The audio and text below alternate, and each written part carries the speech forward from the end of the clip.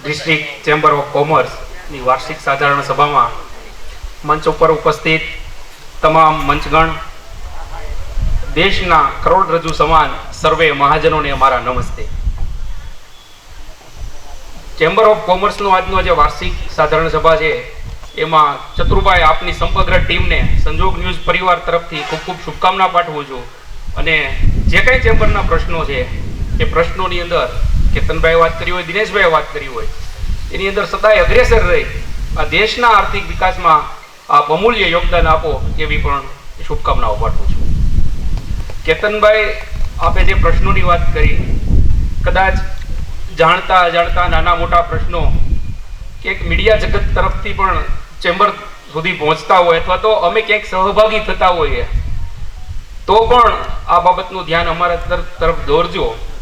આગામી સમયમાં કદાચ જ્યાં કંઈ જરૂર પડે ત્યાં એક મીડિયા પ્રતિનિધિ તરીકે પણ ચેમ્બરની સાથે ઊભા રહેવાની ખાતરી આપું છું. અસ્તુ. જય હિન્દ. કોમર્સના પ્રેસિડેન્ટ શ્રી ચતુરભાઈ અને મંચસ્થ મહાનુભાવ, કારણ કે નામ તો લેશું તો આપણે બધાના લેવા પડશે એવું છે, અને આ નીચે પણ એટલા જ જાણીતા અને એટલા જ મહાનુભાવો છે, એટલે માફી સાથે હું મારી વાત શરૂ કરું. અમે જ્યારે ચેમ્બર ઓફ કોમર્સની ડિસ્ટ્રિક્ટ ચેમ્બર ઓફ કોમર્સની સ્થાપના કરવાની વાત આવી ત્યારની પરિસ્થિતિ કેટલી ખરાબ હતી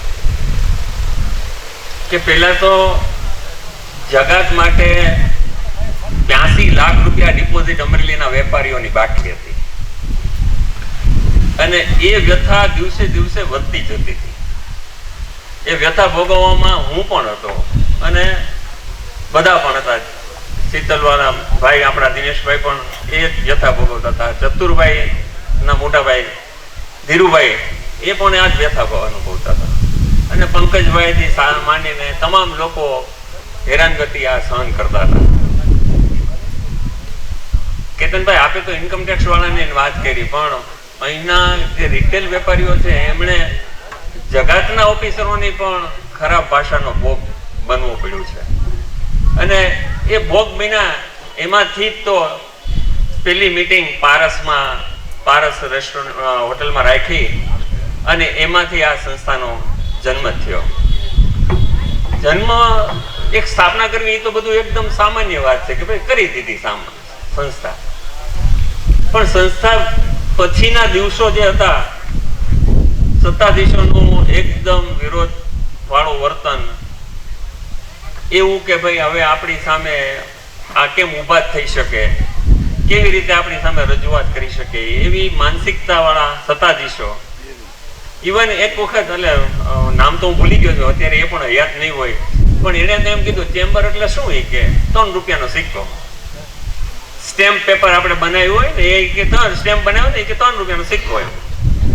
પણ જ્યારે રૂપાલા સાહેબ સાંસદ હતા અને ધીરુભાઈ અકબરી અને ગિરીશભાઈની અમારે એકદમ વાત થઈ કે ભાઈ આપણે આ ઇન્દિરા શોપિંગ સેન્ટરનો જે રસ્તો છે એ ખૂબ જ ખરાબ છે, અને મેં સાહેબને વિનંતી કરી કે આપની ગ્રાન્ટમાંથી તમે અમને આ ફાળો, અમારી આ જરૂરિયાત છે. નગરપાલિકામાં પણ ઘણી રજૂઆત કરી હતી, પણ બેરાકાને વાત હતી, પણ રૂપાલા સાહેબે એ વાતને બરોબર લીધી, અને એમણે જ્યારે ગ્રાન્ટ ફાળવી ને ત્યારે એમાં લખેલું કે ચેમ્બર ઓફ કોમર્સના પ્રમુખની સૂચના મુજબ કામ કરવું.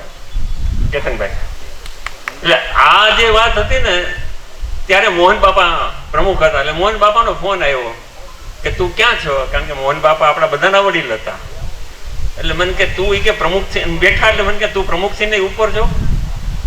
મેં કીધું કેમ એવું બોલો તમે? તો કે આમાં લખેલું છે કે ચેમ્બર ઓફ કોમર્સના પ્રમુખની સલાહ મુજબ કામ કરવું. એટલે મેં કીધું બીજું કઈ નથી કરવું, પણ આમાં ટકાવારી નથી રાખવાની. એમ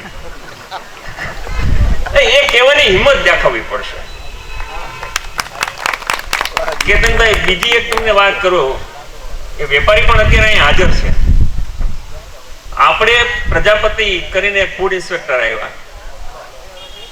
અને એમણે અમે લોકો એક નિયમ બનાવેલો હતો કે કોઈ પણ કલેક્ટર અને ડીએસપી સિવાયના કોઈ પણ વ્યક્તિઓ અહીંયા હોદ્દો સંભાળે, વેપારને લગતા ખાતા હોય, એમણે ચેમ્બર ઓફ કોમર્સના પ્રેસિડેન્ટની ચેમ્બરમાં મળી અને પછી શુભેચ્છા મુલાકાત લઈ અને પછી પોતાની ડ્યુટી કરવી.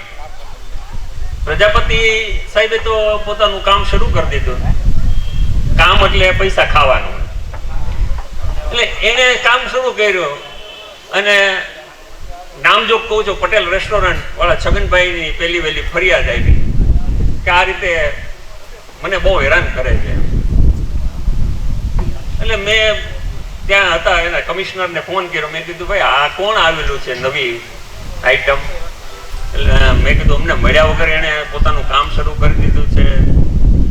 એટલે એમણે એમ કીધું કે ભાઈ તમે ચેમ્બર ઓફ કોમર્સમાં મળી આવો. અને એ મળવા આવ્યા હતા ગિરીશભાઈ અને ધીરુભાઈ મારી સાથે બેઠા હતા. અને અમે એકદમ લિટરલી એને કેતનભાઈ ડિમોલિશ કરી દીધો હતો કે ભાઈ કઈ રીતે તમે આ રીતે કરી શકો. અને હીરો હોન્ડાની ડિમાન્ડ કરો કે હીરો હોન્ડા આપતો જ તને છોડું ને તારી નથી, નમૂનો ન લો, આ તારા બાપનું રાજ છે. This is the word. આ જ શબ્દ કીધેલો હતો. અને ત્યાર પછી એને કીધું કે હવે હું હેરાનગતિ નહીં કરું. તેમ છતાં એ વેપારીને ત્યાં જઈને એને નમૂનો લેવાના નહીં લેવાના 3000 રૂપિયા લીધા હતા. એટલે અમે એને કીધું ભાઈ આ ખોટી વાત છે, પૈસા ન લ્યો. અને એને કીધું કે ભાઈ તું આ પૈસા પાછા દેવા જાજે. મહારાણે ગયા, લાકડા બધી પાછા નથી આવતા. પણ એ બીજે દિવસે આપણે વરસડા ચેમ્બર જ્યાં બનેલી છે ત્યાં ફરી વખત એ ભાઈ પૈસા દેવા ગયા.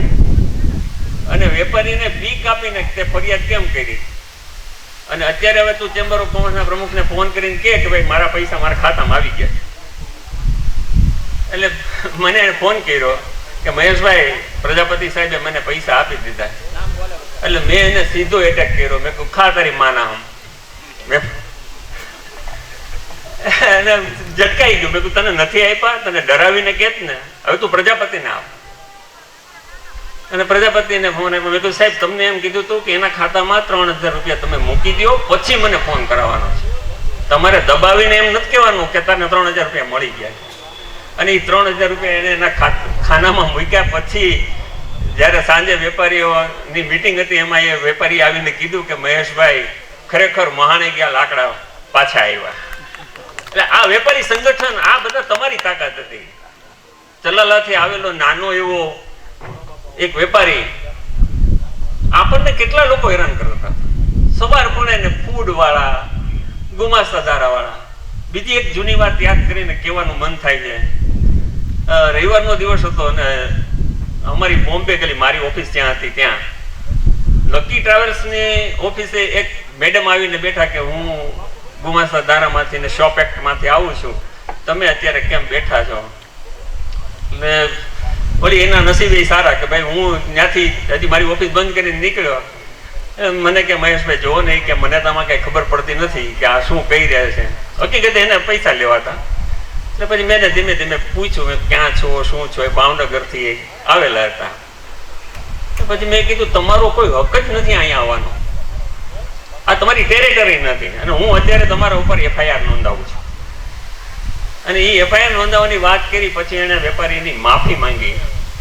લકી ટ્રાવેલ્સ વાળા કાદરભાઈ ની દુકાને બનાવેલો આ બનાવ છે. એટલે આ આપણી એક તાકાત ઉભી કરી હતી કે ભાઈ તમે કોઈ સંજોગોમાં ડરો નહીં.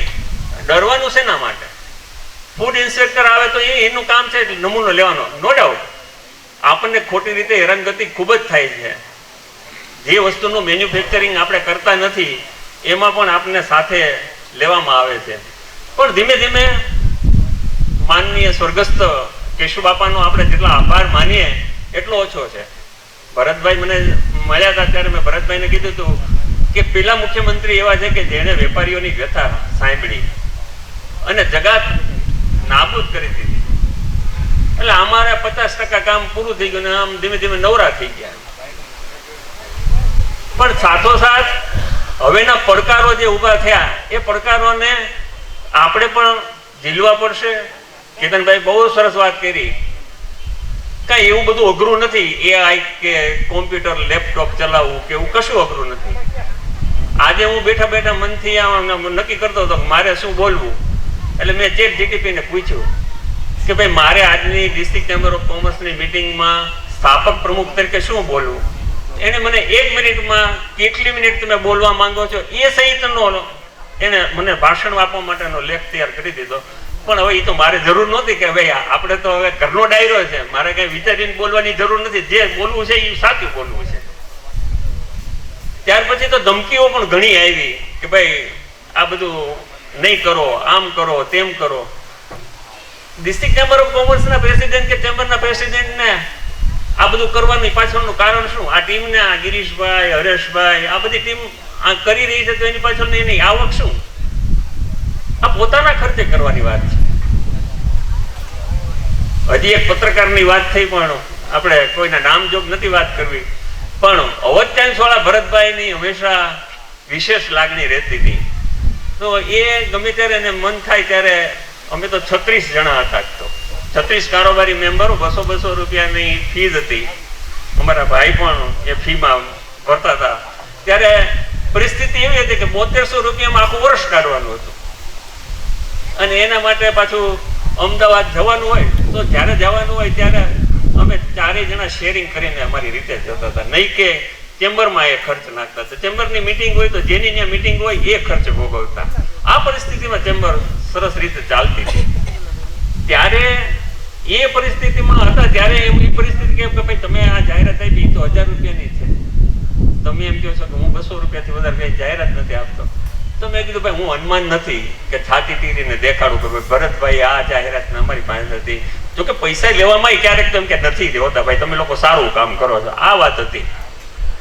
મિલનભાઈ પણ ખૂબ જ સહકાર આપ્યો. એટલે એ સમયની પરિસ્થિતિ એવી હતી કે વેપારીઓની વ્યથાને સમજવા વાળા લોકો પણ હતા.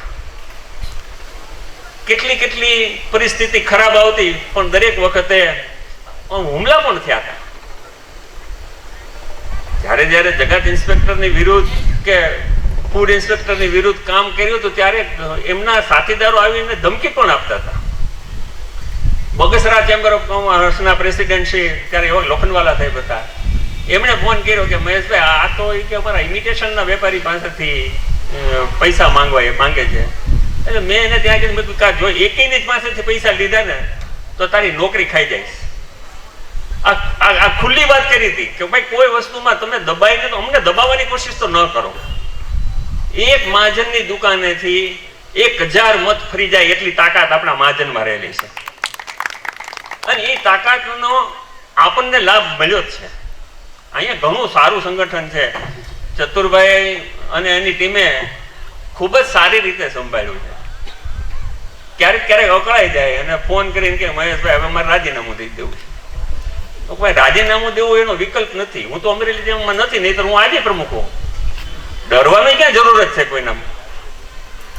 અને ત્યાર પછી આ જયારે જગાતનો નાબૂદ થઈ ગયો, સરકાર બહુ પોઝિટિવલી વિચારવા માંડ્યા. અમે પરચુરણ માટે આંદોલન કર્યું. તો પરચુરણ માટે ચલો રિઝર્વ બેંક ઉપર ચડાય. દિનેશભાઈ તમે તો આ બધી વસ્તુના સાક્ષી છો. અને આંદોલન માટે નક્કી કર્યું કે આ દિવસે અમદાવાદ વેપારીઓ ભેગા થશે.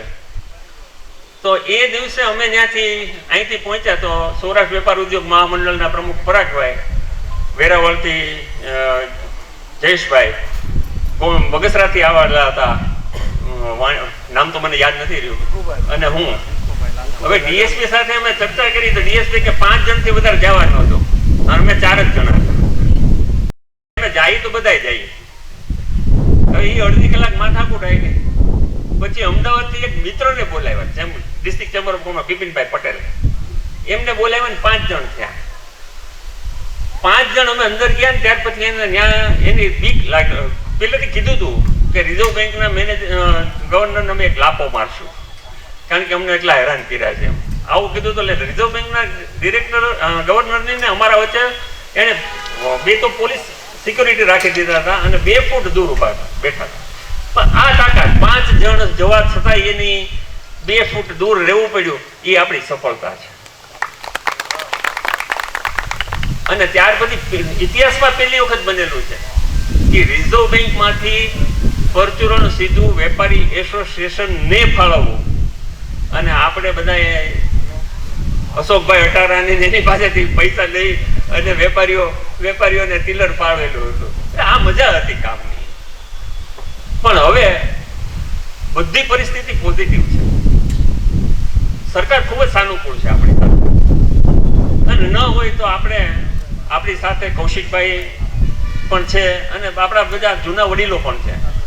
મને એક વાત કૌશિકભાઈની ગેરહાજરી છે પણ એક વસ્તુ મને કહેવાનું મન થાય છે.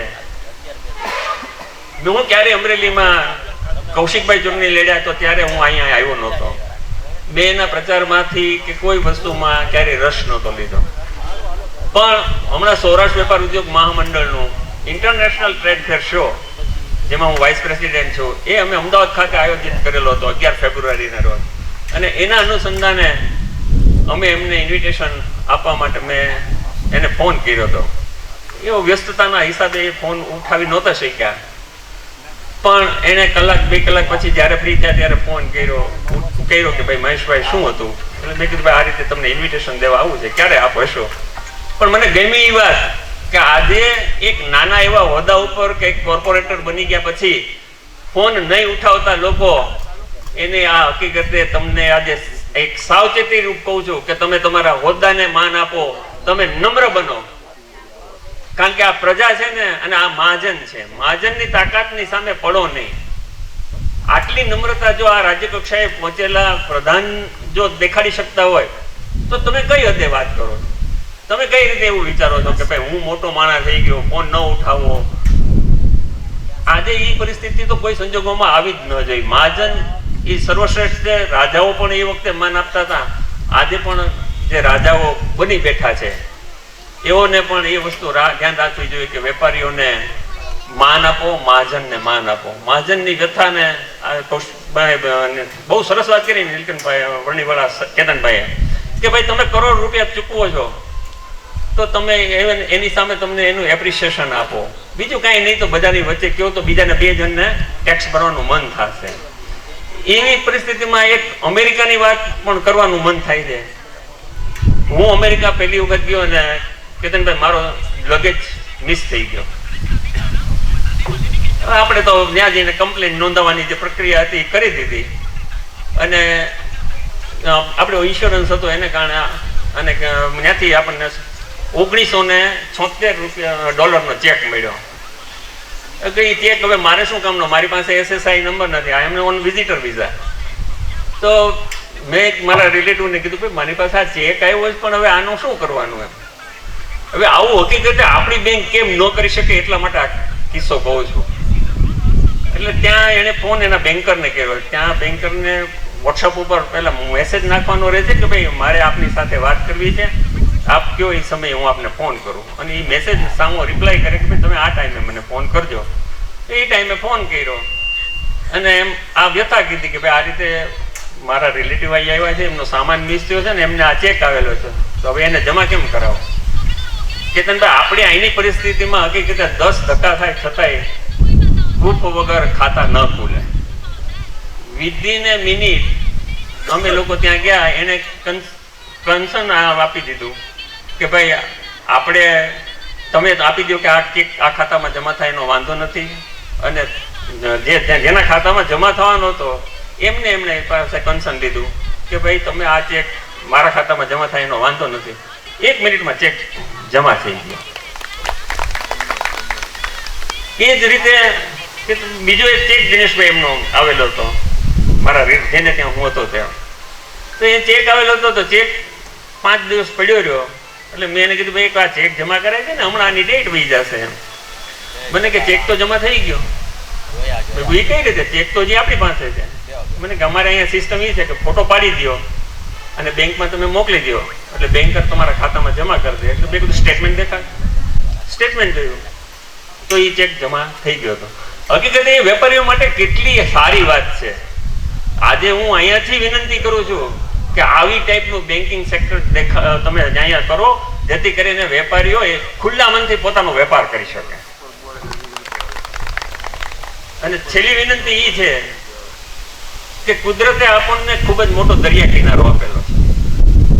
આપણા વેપારીઓની એટલી તાકાત છે કે કોકોનટમાં કેરળને પણ વટી જાય એટલી સરસ આપણને કુદરતી સંપત્તિ આપેલી છે. ફક્ત 3 મહિના કે 6 મહિના વેપારીઓ સાથે બેઠક કરો. 6 મહિનામાં જો એનું પરિણામ ન આપીએ તો અમે વેપારી નહીં. આ પરિસ્થિતિનો જો તમે લોકો સાથે સહકાર આપશો તો સરકારની સામે જે વિકાસની વાત ઉપર આપણે ખૂબ જ સારું કામ થઈ રહ્યું છે. આજે હું અમરેલી આવ્યો ત્યારે મને હકીકતે ખૂબ જ ગમ્યું કે ખૂબ જ સારા રસ્તા બની રહ્યા છે, ખૂબ જ એમાં ગ્રીનરી પણ વધી રહી છે. તો એ વસ્તુની સાથોસાથ આવી નાની નાની બાબતોને પણ ધ્યાન દો. વેપાર ધંધામાં કાંઈ પણ તકલીફ પડે, ચતુરભાઈ અને એની ટીમ હાજર છે. ક્યારેય પણ હું ઉપયોગમાં આવતો હોઉં તો માત્ર 6 કલાકમાં અમદાવાદથી અહીંયા પહોંચી જાય. આપ સૌએ મને શાંતિથી સાંભળ્યો એ બદલ આભાર. વંદે માતરમ. Thank you. ખૂબ ખૂબ આભાર.